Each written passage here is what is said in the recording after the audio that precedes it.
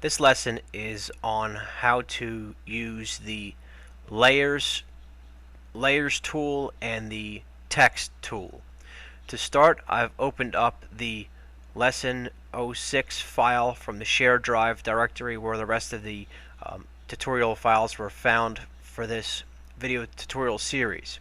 And when you open it up, your screen should look something like this. I've turned off the nav cube again and made sure that my units are set to architectural. Get used to doing that every time you open up or start any new files. To start, I'm going to talk about how to use the text command. The text command in AutoCAD is similar to that as in Paint or Photoshop or any other program you may have used. It's located here on the bottom of the draw toolbar. It's the second to last command. If I click on the A button here, that activates the text command, and it asks me to specify where essentially do I want to put my text. In this case, I'm going to, just like Word, you're going to basically draw a text box.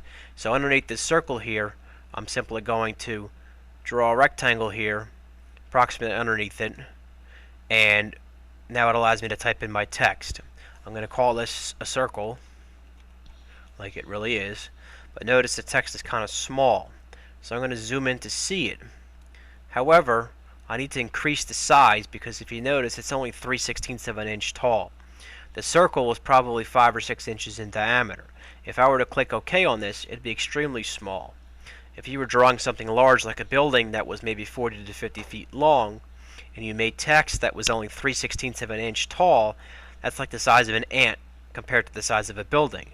It's extremely small. It's extremely small and very difficult to see. So what you'll have to do is make the text larger so it's big enough to see relative to the size of the object you're drawing. So to change the font size or text size, you need to make sure that, just like in Word, and if you're going to make any changes after you type the text, you have to first select it by highlighting it like you would any text in a Word document, and then you could change the size. If you click the drop-down menu, there's only two options, 2 inches and 3/16 of an inch. Of course, you can specify any size you want, so in this case I want to make it, say, 1.5 inches tall, so I'll type in 1.5, or you can do 1.5 inches as a fraction. You can also change the font type. Typically for architectural drawings, we use City Blueprint. So if you go to the list and start typing in City, you'll see City Blueprint pop up. Now if we click the OK button, now we have our font 1.5 inches tall. In this case it says circle. Of course we can manipulate this in any way we want. We can scale it, we can rotate it, mirror it, just like any other object. So in this case, if I wanted to move it to the left, I'm going to select the object to move, right click, pick a base point, and I want to move it so it's a little bit more centered underneath my circle. So that's how you use the text command. If I wanted to do that again, I can activate the text command by clicking on it. In this case I want to label this a polygon, so I'm going to draw my rectangle, and again the size of the rectangle you make should be approximately the size of the text that you want. I'm going to call this a polygon. I'm going to set my, again, before I make any changes I have to highlight it. It's a common mistake. Change this to City Blueprint, and I'm going to change this font size to 1 inch. Now notice it changed as I'm doing this. Also, you have a few other options. You can bold and underline text. You can, using these commands here, you can center the text so it's centered in your text box or left aligned. You can also center it vertically and so on. Typically we just leave it left aligned. Click OK here, and now we have this polygon text box here, which I just moved over a little bit. Notice here I have these handles here. I can drag these and modify the size of the text box so I don't have this massive text box that's way too large. So that's how you use the text command. And again, if I wanted to put this on an angle, say I wanted to rotate it to align with this, I can use the rotate command, select the object I want to rotate, pick a base point, say down here. Now I can, again, it's not rotating because the ortho command's turned on. But if I turn that off, I can rotate it to any angle I want, and then I can move it over here so it's aligned with the edge of this polygon. So now it looks like it's approximately the same angle. If you want to go back and edit something you've already done, Say I wanted to turn this text or this font to City Blueprint, you can double click on the text, the text box comes up, the editor, you can highlight the text, change it as necessary. Click OK when you're done and it'll go back to where you started. So that's how you use the text command. We use that a lot for labeling and putting labels and text and so on within your different drawings. Now I want to talk about layers. Layers is a very useful tool but can get rather confusing. There are two ways to assign properties to objects in AutoCAD. One way is to assign things like colors and line thickness by object, that's by one object or one line at a time, or by layer. Say I wanted to change my text from white color, which would be black on paper when I printed it, say I wanted to make it red. I can select all those objects and change it to red by just clicking on them on the color drop down menu here, hit escape to cancel. Now they're all red. If I want to make this one a different color, I can click on it, change it to say blue. However, now these three objects here are independently assigned the properties of blue, red, and red. If I wanted to say have all the text on my drawing to be one color or some other properties, you can specify those properties by layers. The way you do that is you have to put those objects on a layer. So this drop down menu here is for the layers. Right now everything I'm drawing is on layer 0, which is the default layer that opens up with any new file. So what I want to do is I want to be able to add layers. So I'm going to click on this button to the left of the drop down menu, which is the Layer Properties Manager. So if I click on this, the Layer Properties Manager window opens up. And this is what it looks like by default. So of course here's my layer 0. It has a default color of white.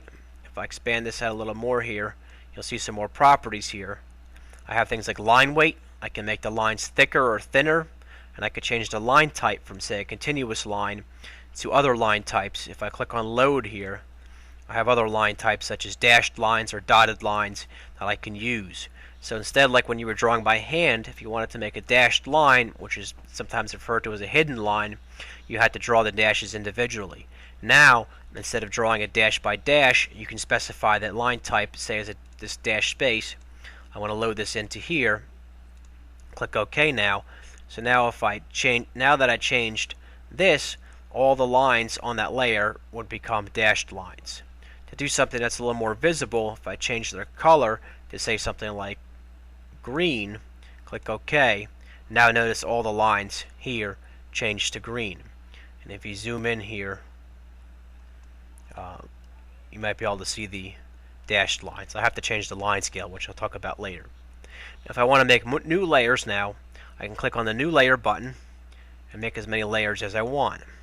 And of course, just like making new files or folders, it's good to name the layers to something you'll remember. So in this case here, I want to make a layer for text. So I'm going to right click, hit rename, and I call this text. And I want to make this layer, instead of green, I want to make it blue, say. And I click OK for the color. I guess I missed that. And now you'll see that the blue color here shows up in the list. So now I'm going to close out of this Layer Properties window. Now if I wanted to move some objects from one layer to another, I can simply select the objects that I want to move, either one at a time or by selecting them by dragging, by making a box. And then if I wanted to move these three text items from layer 0 to my text layer, I go to the Layer drop-down menu. After they're selected, click on the layer I want to move them to. Now they're all the three of those things are on the text layer.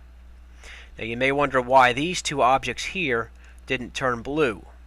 The reason is because if I select these two objects, notice the color is red. However, this is defined by object. If I change this to by layer, it inherits the properties from the layer that I assigned it to. Same thing with this line text. If this is by object. If I change it to by layer, okay, now it inherits the properties from the layers, and now they're this color blue. The object properties always automatically override the layer properties. So it's good to get in a habit of naming your layer, assigning properties to layers versus by object, because it's a lot easier to go back and change things. Because now if I want to go back and change all the text colors to something else, I can go back to my layer properties manager, click on the color of the text, and change it easily to red or some other color, and it updates the entire drawing. Also, what layers are useful for is for hiding things. So say I was modifying my drawing now, and now I didn't want the text to show up. So you had a floor plan with lots of text all over the place. In order to prevent your drawing from being too cluttered, you can simply turn off a layer by going to the drop-down menu, hitting the light bulb next to it, and that turns off the layer. Now the text disappeared. I didn't delete it, I just turned it off. If you want to turn it back on, you can turn the visibility back on by turning the light bulb on, clicking outside, and now that's turned back on. One other confusing thing with layers is, say for example I turn the text layer off, but I want to draw some lines. Now whatever layer shows up here currently is the layer that's activated, and that's the layer that you'll be drawing on. So say I had the text layer activated. Notice it says the current layer is turned off. If I have the text layer turned off but it's active, notice if I draw some lines here, they all seem to disappear. However, if I go back and turn the text layer back on and click outside, those lines are indeed there. They're just on that layer that I turned off. If I want to put them back to layer 0, I can select the 2 lines or whatever I want to move, and then simply click on the layer I want to put it to, say layer 0. Now they turn green and went to layer 0. It's a good idea to use different colors for different layers, even if there's some odd colors like yellows and whatnot. You can always change them later, because it's easy. It's one easy way to distinguish what's on one layer and what's on a different layer. So now if I want to just look at my text, I can go back here, turn off layer 0, and now I only have the text plus these 2 lines that I left on my text layer. So at this point we've covered how to use the text command, how to rotate text, resize it, change the font, change its size, and we've talked about how to use layers, how to put objects on different layers, how to change the properties of objects such as the line type and color, either by object or by layer. We've talked about how to turn on and off layers, how to manipulate the properties of a given layer. At this point in time, you should be able to use both commands proficiently. Practice opening this exercise or any other file. Try moving objects from one layer to another. Change the colors. Try turning the layers on and off, and to make sure that that everything works properly. One other common mistake is that if you were to lock a layer, say you're going to lock the text layer by locking the padlock. Now notice that this got a little bit darker, and every time I hover over that object, I can't edit anything on that layer because it's locked. If that happens to you, simply all you need to do is unlock the layer by going to the layer drop-down menu, unlocking it, and now you can go back and edit that any way you want to. So that's another common mistake that happens. So that concludes this tutorial. Again, give this some practice and you should become proficient with this. As your drawings get more complex, it becomes more and more important to use layers, to name them appropriately, and to assign your properties appropriately, because otherwise it'll become extremely confusing to do it. With a basic drawing with just a couple of lines, you might not need to use layers. However, again, as your drawings become more complex, it's good practice to do so. Thanks for watching.